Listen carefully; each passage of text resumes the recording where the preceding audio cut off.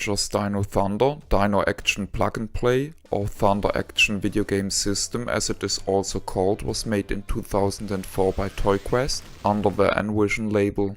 As the name already implies, it is a plug-and-play system made for the TV show of the same name. The system consists of a console and a detachable gun called Thundermax Saber. The gun is called that way because it can be transformed into a saber. The gun was also used in the Japanese series Upper Rangers, on which Dino Thunder is based off.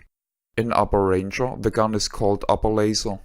The Japanese, however, never received a port of this light gun game.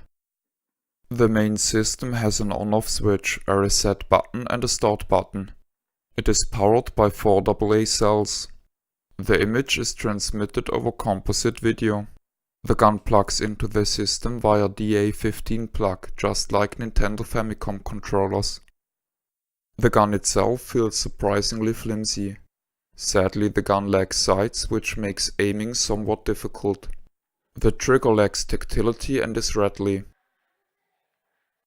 On the back of the handle is a bonus button, which is used to pick up bonus items in the game.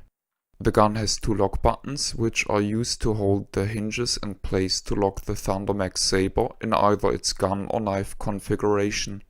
Sadly, these locks do a poor job and the knife easily folds back to a gun when swinging it. I ended up pressing down the hinge with my thumb and just swinging the saber outside of its folding axis. In the story of the game, an evil paleontologist unleashes so-called dinosaurs to cause trouble.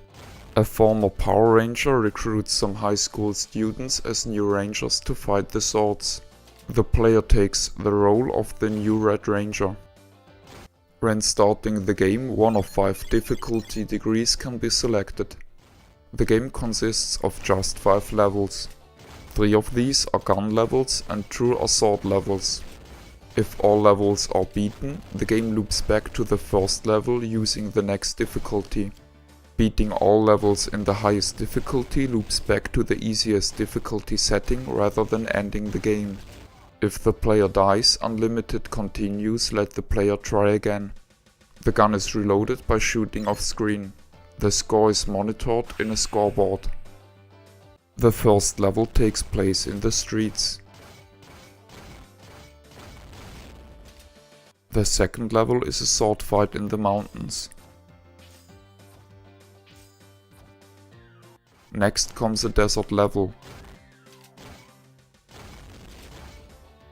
The second sword level takes place in the forest.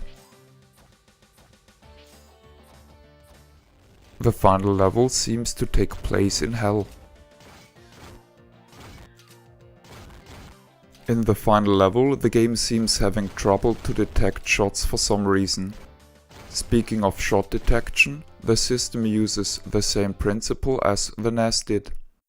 Upon shooting, the screen turns black and then one by one shows frames with just a single white target. If the gun senses light during such a frame, the game knows where the gun is aiming at and reacts accordingly. As for the similarities to the Zapper, I opened the Thundermax Saber to check out compatibility. Basically, the gun uses the same light sensing circuit many Famiclone guns are using and which I presented in episode 98. Therefore, I propose this adapter, which should work fine, but honestly, I don't know why anybody would want to use this gun outside of this plug-and-play game. Having the gun open, I can show you the motion sensor, which consists of a spring.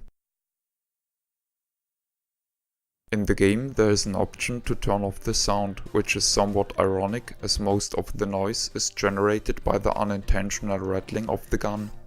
Personally, I don't like the game. A single piece of music is used for every level and the animations could have used more frames. But this isn't what spoils the game for me. The bread and butter of a light gun game is the gun, and in this case, the build quality just seems insufficient. I enjoy the box design. The game is well represented by the screenshots, and the see-through window allows a view onto the gun. I think the gel-heavy hairstyle of the child is very amusing. This is the end of the review. My name is Ben. I thank you for viewing.